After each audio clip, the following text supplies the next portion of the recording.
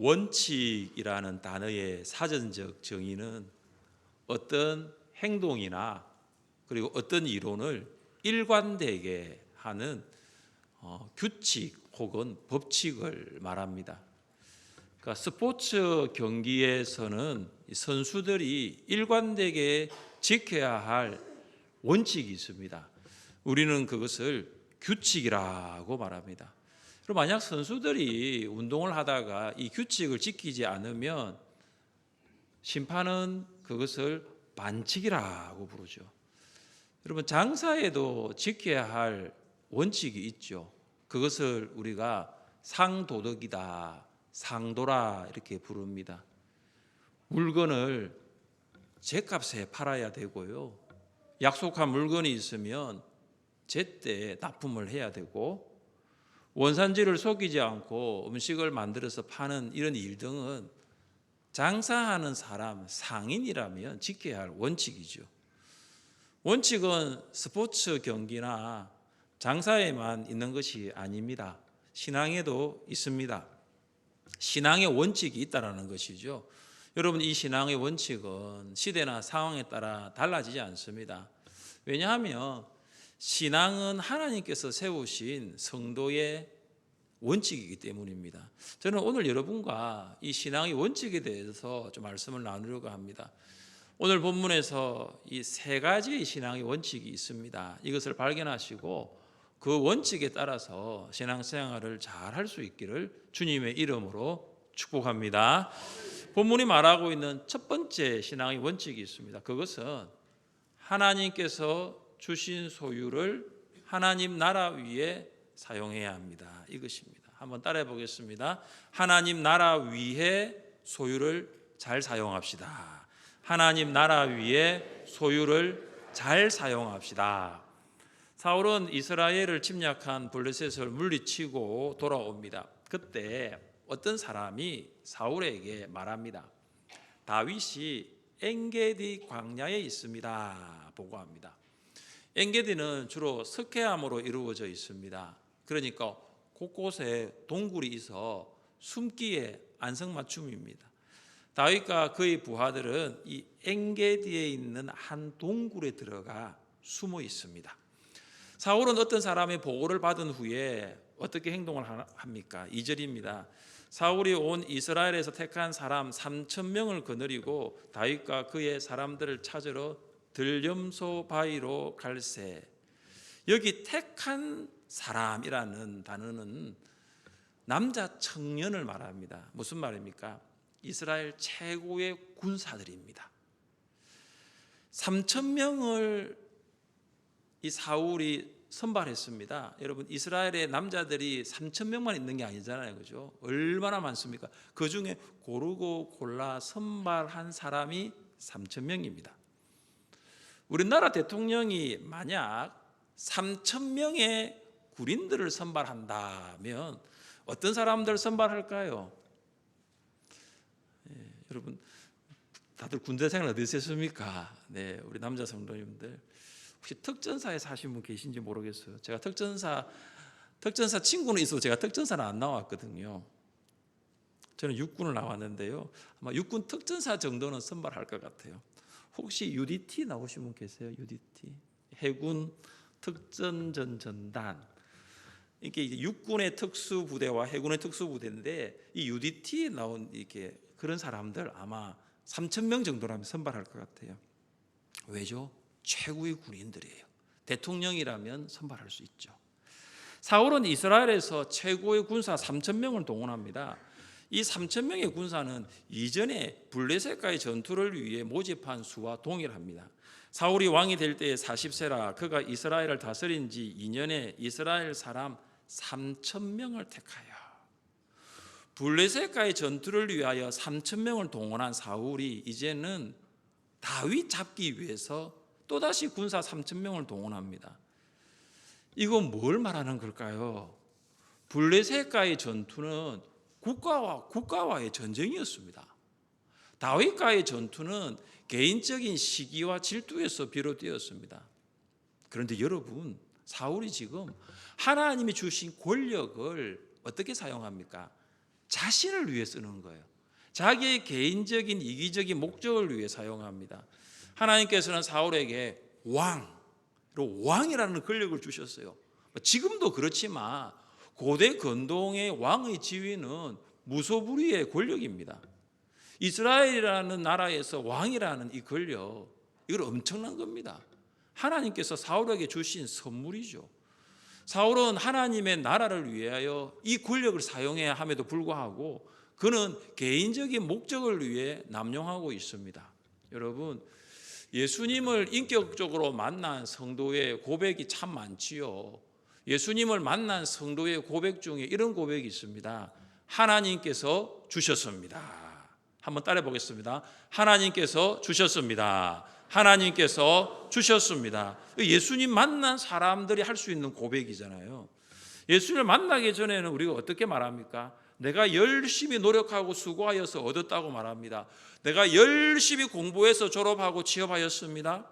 내가 새벽부터 열심히 수고해서 가게 마련하였고 사업 확장시켰습니다. 내가 열심히 노력하여서 가정 이루었고 자녀 얻었습니다. 우리가 보통 예수님 믿기 전에는 이렇게 말하잖아요. 그런데 예수님을 인격적으로 만난 사람, 정말로 예수님을 인격적으로 만난 사람의 고백이 뭡니까? 하나님께서 주셨습니다. 하나님께서 지혜를 주셔서 공부하고 졸업하고 취업하게 되었습니다. 하나님께서 건강 주셔서 가게 마련하고 사업 확장하게 되었습니다. 하나님께서 만남의 복을 주셔서 가정을 이루고 자녀를 얻게 되었습니다. 누가 하셨습니까? 하나님께서 하셨습니다. 믿으십니까? 하나님께서 하셨어요. 누가 주셨습니까? 대답이 약합니까? 누가 주셨습니까? 하나님께서 주신 거예요. 하나님께서 다윗이 성전 건축하는 것을 허락하지 않으셨지만 다윗은 성전 건축을 위한 모든 준비는 다 했습니다. 다윗은 성전 건축을 준비하면서 이런 고백을 드립니다. 나와 내 백성이 무엇이기에 이처럼 즐거운 마음으로 드릴 힘이 있었나이까? 모든 것이 주께로 말미암아 싸우니 우리가 주의 손에서 받은 것으로 주께 드렸을 뿐이니이다. 왜 다윗이 즐거운 마음으로 성전 건축을 위해 소유를 드릴 수 있었습니까? 주님이 주셨다는 거예요. 주님이 주셨으니 우리가 받았고 우리가 주님께서 주신 이것을 다시 주님께 즐거운 마음으로 올려드린다는 거예요. 여러분, 이것이 예수님을 인격적으로 만난 성도의 고백이에요. 하나님께서 주셨습니다. 다윗의 고백뿐만 아니라 사도 바울의 고백이기도 합니다. 이는 만물이 주에게서 나오고 주로 말미암고 주에게로 돌아감이라 그에게 영광이 세세에 있을지어다. 아멘. 만물이 어디서 나오느냐? 하나님에게서 나옵니다. 만물이 누구를 위해 존재하느냐? 하나님을 위해 존재합니다. 만물이 무엇을 위해 사용되느냐? 하나님의 영광을 위해 사용됩니다. 여러분, 이것을 우리에게 한번 적용해 볼까요? 나에게 적용해 볼까요? 어떻게 고백할 수 있습니까? 나의 모든 소유는 하나님에게서 나왔습니다. 나의 모든 소유는 하나님을 위해 존재합니다. 나의 모든 소유는 하나님의 영광을 위해 사용됩니다. 여러분, 이것이 신앙의 원칙이에요. 이것이 신앙의 원칙이에요. 여러분, 신앙의 원칙은 세상의 원칙과 완전히 다릅니다. 신앙의 원칙은 말씀에 건강합니다. 성도는 하나님께서 주신 소유를 하나님 나라 위에 사용할 수 있어야 합니다. 영국의 한 교회에 5살 난 어린 소년이 예배 시간에 헌금을 드렸습니다. 근데 소년이 드린 헌금이 얼마냐? 1페니예요. 아주 작은 헌금이죠. 여러분, 1페니는 우리나라로 말하면 10원입니다. 10원. 소년은 목사님께 이 헌금을 드리고 난 다음에 이렇게 말했습니다. 목사님, 제가 드린 헌금으로 성경을 구입해 주세요. 그리고 인도에 복음을 전하는데 사용해 주십시오. 이렇게 했습니다. 여러분, 1페니 10원 가지고는 성경 살 수 없습니다. 그런데 이 소년이 정성껏 드린 것에 목사님이 감동을 받아가지고 목사님이 돈을 더 보태서 작은 신약 성경 한 권을 샀습니다. 그리고 애야, 너 여기 사인해라. 사인을 하고 인도로 보냈습니다. 소년도 그 일을 잊어버렸고 목사님도 그 일을 까마득하게 잊어버렸습니다. 20년이 지났습니다. 목사님이 인도를 방문할 기회가 있었습니다. 목사님이 여러 마을을 돌아보던 중에 한 마을에 예수 믿는 사람들이 많은 거죠. 그리고 신실하게 하나님을 섬기고 있는 모습을 보았습니다. 그래서 이유가 궁금했습니다. 도대체 이 마을에 어떤 일이 있었습니까? 물었습니다. 그러자 마을 사람들이 20년 전에 한 선교사가 찾아와서 우리에게 이 조그마한 신약 성경 한 권을 건넸는데 그것이 마을 복음화의 기초가 되었습니다 라고 했습니다. 그때 마을 사람들이 목사님 앞에 성경책을 가지고 오는데 그 성경책이 다 헤어진 작은 성경이었습니다. 그리고 그 성경을 넘겨보니까 제일 마지막에 이 5살 아이가 사인한 것이 성경책 제일 마지막에 있었습니다.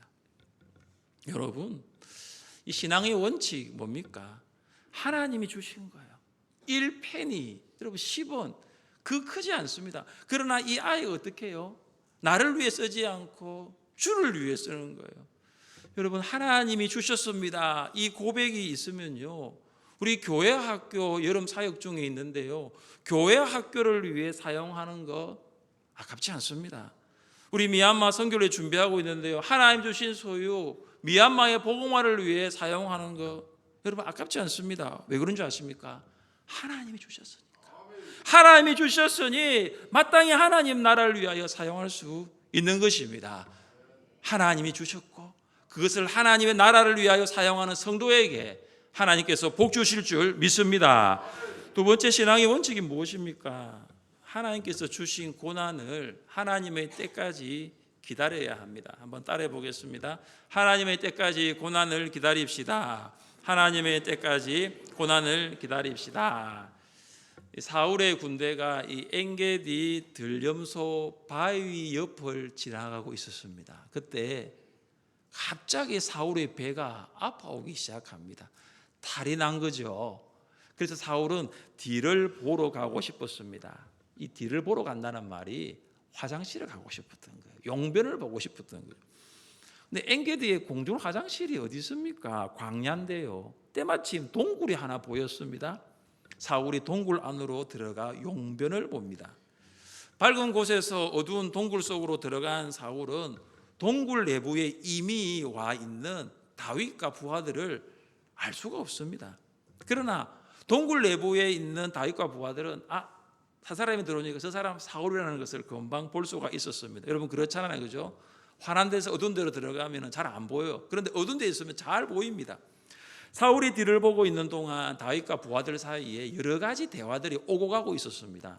4절 말씀을 함께 읽습니다. 4절입니다. 다윗의 사람들이 이르되 보소서, 여호와께서 당신에게 이르시기를 내가 원수를 내 손에 넘기리니 내 생각에 좋은 대로 그에게 행하라. 다윗이 일어나서 사울의 겉옷자락을 가만히 빼니라. 아멘. 자, 사울이 들어와서 용변을 보고 있는데 이 다윗의 부하들이 흥분의 목소리로 이렇게 말합니다. 대장, 하나님께서 대장에게 약속한 그날이 지금이에요. 그날이 드디어 왔어요. 하나님께서 내가 너의 원수를 너의 손에 넘겨주리니 너가 마음대로 하라고 하셨기 때문이죠. 부하들은 어떻게 생각하느냐? 하나님께서 사울이 그들이 숨어있는 동굴로 들어오게 하셨다라고 믿고 있는 것입니다. 여러분 충분히 그럴듯하잖아요, 그죠? 왜냐하면 이미 깊은 동굴 안에는 다윗과 그의 부하들이 이미 있었고 그 다음에 사울이 용변 보기 위해서 들어왔습니다. 그러니까 다윗과 부하들이 사울이 들어올 것을 알고 동굴에 들어간 것이 아니지요. 또한 부하들은 다윗에게 사울을 죽이는 타당성을 제공하기 위해서 이런 말을 덧붙입니다. 그들이 이렇게 말합니다. 내가 원수를 내 손에 넘기리니 내 생각에 좋은 대로 그에게 행하라. 여러분 이 말만 놓고 보면 이 말이 틀린 게 아니에요. 그런데 여러분 이 말은 하나님이 다윗에게 주신 말씀이 아닙니다. 이것은 어떤 거냐면 이 부하들의 희망사항이에요. 왜 부하들이 다윗에게 이런 말을 합니까? 지금 다윗이 사울을 죽이면 우리 더 이상 광야에서 살 필요가 없습니다.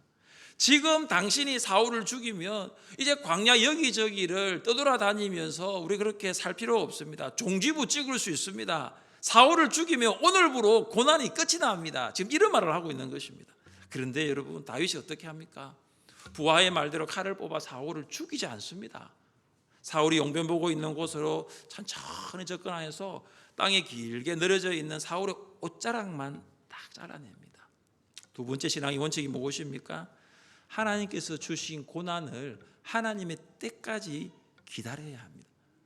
다윗의 부하들은 대장, 지금이 그때입니다 라고 하는데 다윗은 아니다, 지금은 그때가 아니다, 지금은 하나님의 때가 아니라고 말합니다. 사랑하는 성도 여러분, 고난을 주신 하나님께서 고난을 거두어 가심을 믿으시기를 바랍니다. 다윗은 알았어요. 고난을 주신 하나님께서 내가 하는 게 아니고 내 때에 고난을 없애는 것이 아니고 하나님이 고난을 거두어 가시는 때가 있다는 것을 다윗이 알았던 거죠. 그래서 부하들의 말에 휘말리지 않습니다. 사람들이 무슨 말을 하더라도 다윗은 잠잠히 하나님의 때를 기다립니다. 하나님께서 우리에게 고난을 주실 때가 있어요. 내 힘과 내 능력으로 감당할 수 없어서 우리는 좌절하기도 하고 때로는 낙심하기도 합니다. 여러분, 그러나 한 가지 분명한 것은, 고난 중에 우리가 기억해야 할 것은 고난을 주신 하나님께서 고난을 거두어 가신다는 사실입니다. 고난을 거두어 가시는 하나님의 때가 반드시 있어요. 우리는 그 때가 있음을 알고 하나님을 신뢰하는 방법을 배울 수 있어야 됩니다. 그래서 이 고난의 학교를 졸업할 수 있는 가장 지혜로운 방법이 인내입니다. 인내. 요셉은 꿈 때문에 형들의 미움을 받아 이스마엘 상인들에게 팔립니다. 그리고 이스마엘 상인들은 이 요셉을 애굽의 바로의 신하 보디발에게 종으로 팝니다. 이로써 요셉이 지금 어떻게 되느냐? 고난의 학교에 들어간 거예요. 요셉은 고난의 학교 1학년을 보디발의 종으로 보내는데 그곳에서 하나님의 함께 하심이 있습니다. 그래야 보디발은 이 요셉을 가정총무로 승진시킵니다.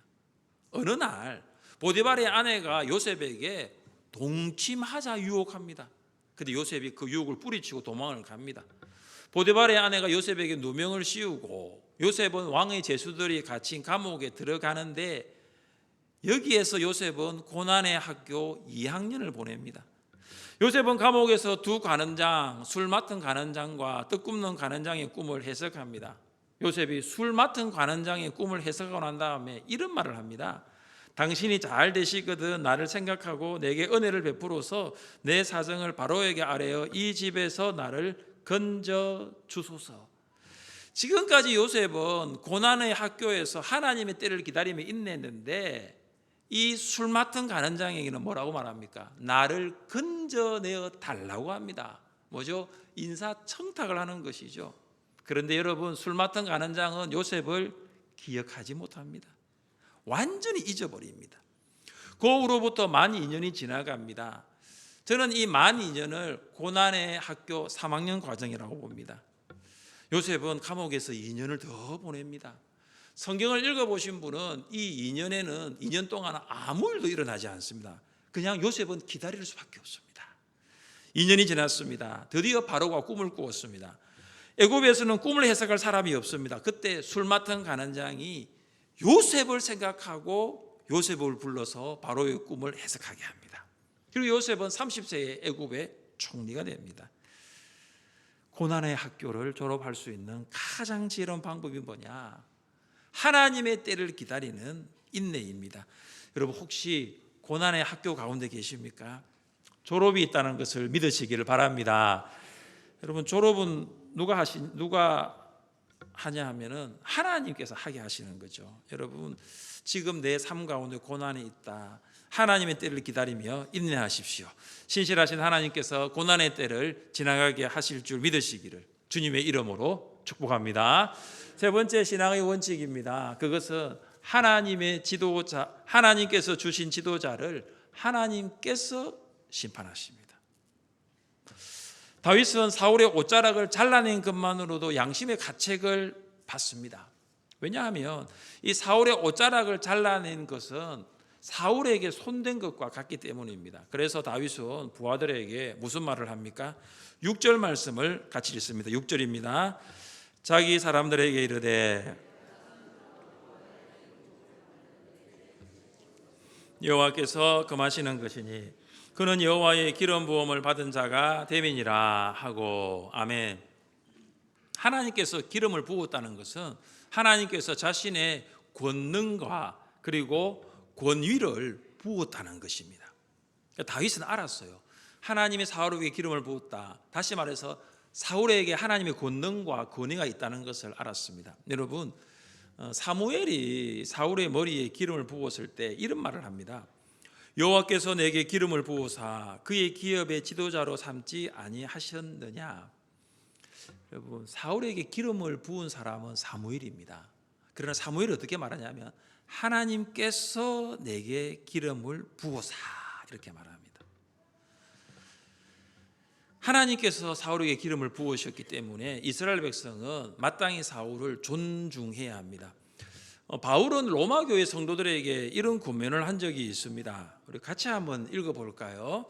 각 사람은 위에 있는 권세들에게 복종하라. 권세는 하나님으로부터 나지 않음이 없나니 모든 권세는 다 하나님께서 정하신 바라. 그러므로 권세를 거스르는 자는 하나님의 명을 거스름이니 거스르는 자들은 심판을 자취하리라. 아멘. 이 바울이 로마서 13장에서 이 권세자들에 대해서 어떻게 할 것인가를 말하고 있는데요. 그것은 복종입니다. 이유는 아주 간단합니다. 모든 권세는 하나님이 주셨기 때문입니다.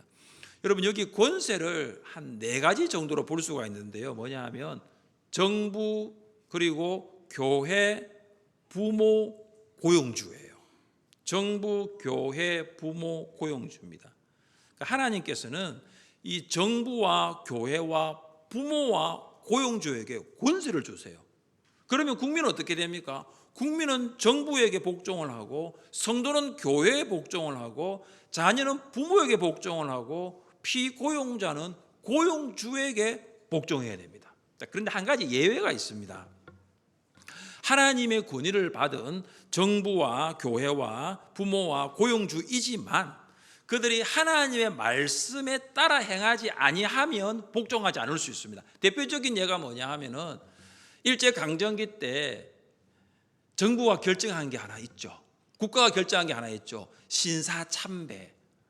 이거는 국가의식임으로 해도 된다고 하는데 여러분, 그건 우상이었습니다. 그래서 고신교단, 특별히 여러분의 믿음의 선배들은 그것에 복종하지 않았습니다. 신사참배하지 않았던 것이죠. 그러니까 권위를 주었지만 권위를 받은 자들이 하나님의 말씀에 불순종하면 그것은 복종하지 않을 수 있는, 그러나 대부분은 다 권위에 복종해야 됩니다. 정기 노예를 하는 가운데 목사 임직식이 있습니다. 노예장은 임직받는 자에게 7가지 서약을 하게 합니다. 7가지 서약 가운데 마지막 7번째가 무엇일까요? 신자이며 겸하여 목사가 될 것이므로 자기의 본분과 타인에 대한 의무와 직무에 대한 책임을 성실히 실행하여 복음을 영화롭게 하며 하나님께서 관리하게 하신 교회 앞에서 경건한 모범을 보이도록 서약합니까? 이걸 물어요. 노회장이 묻습니다. 그러면은 대부분이 이제 강도사님들이 이제 서약을 답하니까 그 서약에 대해서 이제 아멘으로 합니다. 그러면 그들이 무릎을 꿇고, 그리고 노회장과 임직위원들과 노회 대표자들이 안수하고 노회장이 기도하며 악수례로 모든 목사 안수식은 이제 마치는데요. 여기에서 중요한 것이 뭐냐면 강도사들이 이것을 서약하거든요. 그러면은 강도사들은 이건 하나님과 한 약속이에요. 그 약속은 반드시 지켜야 됩니다. 자, 만약 이 서약을 지키지 않는다면 하나님이 그들을 심판하십니다. 왜냐하면 그들을 목사로 세우신 분은 하나님이시기 때문입니다. 저는 이 7번째 서약을 설교를 준비하면 다시 읽으면서 이런 질문을 저에게 했어요. 저는 목사로 안수받은 지는 20년이 되었습니다. 그런데 다시 제가 이것을 읽으면서 제가 다시 한번 질문을 하였습니다. 나는 자기의 본분과 타인에 대한 의무와 직무에 대한 책임을 성실히 실행하고 있는가? 그래서 다시 헌법책을 펼쳤습니다. 이전에 고신 헌법에 목사의 직무가 8가지였는데 하나가 더 추가되어서 목사의 직무가 9가지입니다. 그래서 목사인 나는 과연 목사직에 대해서 얼마나 성실하게 실행하고 있는가, 목사 직무에 대한 9가지를 제가 다시 읽어봤어요. 여러분 잘 모르시죠? 목사는 이런 일을 하는 사람이에요. 교인을 위하여 기도하는 일, 하나님의 말씀을 봉독하고 설교하는 일, 찬송을 지도하는 일, 성례를 거행하는 일, 하나님의 사자로서 축복하는 일, 교인을 교육하는 일, 우리 교회로 말하면 양육훈련, 교인을 신방하는 일, 장로와 협력하여 칠의권을 행사하는 일, 지역사회에 복음을 전파하는 일과 지역교회와의 연합을 통하여 활동하는 일. 저를 목사로 세우신 분은 하나님이십니다. 제가 이 직무를 성실하게 실행하지 않으면 누가 저를 심판하겠습니까? 하나님이 저를 심판합니다. 하나님이 저를 심판합니다. 이것은 목사뿐만 아닙니다. 하나님께서 세우신 모든 교회 지도자들도 동일합니다. 우리 하늘샘교회 장로님들, 우리 안수 집사님들, 우리 권사님들, 여러분은 직무에 대한 책임을 성실하고 실행하고 있습니까? 우리 장로님, 집사님, 권사님, 직무를 아세요? 여러분의 직무를 아세요? 제가 오전 예배만 아니면 진짜 이거 한번 설명해 드리려고 했었어요. 여러분 궁금하시면 집에 돌아가셔서 헌법책 한번 펼쳐보십시오. 제가 직분자 교육을 할 때는 다 헌법책 나눠드렸거든요. 그거 다 한번 펼쳐보셔서 장로는 어떤 일을 하는 사람이고, 집사는 어떤 일을 하는 사람이고, 권사는 어떤 일을 하는 사람인지 직무를 한번 읽어보시고 자기에게 한번 질문해 보십시오. 나는 정말 직무에 대한 책임을 성실히 실행하고 있는가? 당회는 하나님께서 주신 권위를 가지고 여러분을 목자와 목녀로 세웠습니다. 그리고 이건 일부 예배 때 제가 했는데요, 교사로 여러분을 세웠습니다. 목자와 목녀, 교사 여러분, 자신에게 한번 질문해 보십시오. 나는 정말 직무에 대한 책임을 성실하고 실행하고 있는가? 우리에게 권위를 부여하신 분은 하나님이시니 직무를 성실하게 하지 않으면 우리는 다 하나님의 심판을 피할 수 없습니다. 그래서 야고보 선생은 뭐라고 했지 않습니까? 선생 되지 말라라고 했습니다. 선생 되지 말라라고 했습니다. 이유는 무엇입니까? 하나님의 심판이 있다는 거예요. 여러분, 제가 앞서서 이 9가지 직무를 말씀을 드렸는데, 여러분 이 직무는 기도하지 않으면 할 수가 없습니다. 기도해야 이 직무를 감당할 수 있는 것입니다. 여러분, 특별히 교회 지도자 여러분, 중직자 여러분, 목자, 목녀 여러분, 여러분 이 직무를 성실하게 감당하기 위하여 하나님 앞에서 엎드려 기도하셨습니까? 여러분 기도할 때 성령의 지혜와 능력을 받습니다. 성령의 지혜와 능력을 받아야지 직무를 성실하게 감당할 수 있는 거예요. 제가 목사로서 이 목사의 직을 감당하기 위해서는 기도밖에 없더라고요.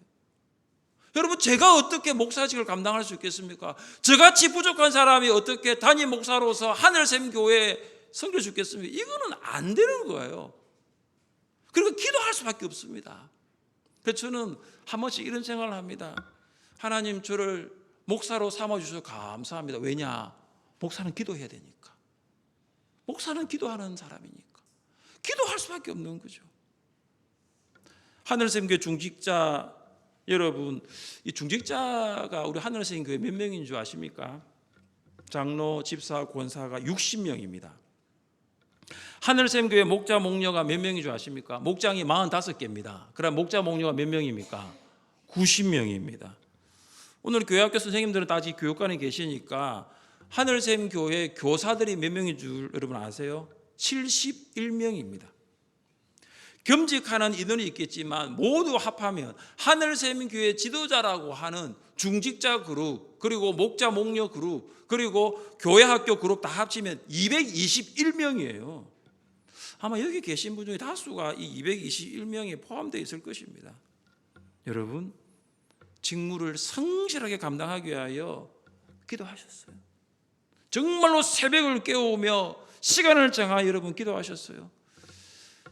우리 하늘샘교회 성도님들, 하늘샘교회 지도자들이 각자의 직무에 대한 책임을 성실하게 실행할 수 있도록 기도해 주시기를 바랍니다. 여러분 기도해 주십시오. 부족한 저를 위해서 기도해 주시고, 여러분 우리 당회를 위해서, 우리 안수 집사님, 우리 권사님들을 위해서 여러분 기도해 주세요. 그리고 여러분의 목자 목녀를 위해서 기도해 주십시오. 여러분 목자 목녀 기도하지 않으면, 여러분의 기도가 없으면 목장 이끌어갈 수 없습니다. 여러분 교회 학교 교사들을 위해서 기도해 주십시오. 사랑하는 성도 여러분, 제가 3가지 신앙의 원칙에 대해서 말씀을 드렸습니다. 여러분, 하나님이 주셨습니다. 하나님이 주셨습니다. 이 고백이 있으면 우리는 하나님의 나라를 위하여 사용할 수 있는 거예요. 하나님께서 주신 고난, 그것은 하나님의 때까지 인내하며 기다릴 수 있는 것입니다. 하나님께서 주신 지도자, 하나님께 심판하십니다. 제일 많이 제가 하나님 앞에 심판받을 수 있습니다. 왜냐? 제가 제일 많은 것을 맡았으니까요. 여러분 각자가 다 마찬가지입니다.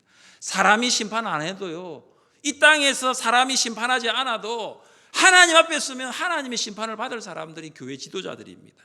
그러니까 여러분 깨어 기도하셔서 맡은 직분과 직무에 성실하게 여러분 감당하시고, 그리고 우리 성도님들 기도해 주세요.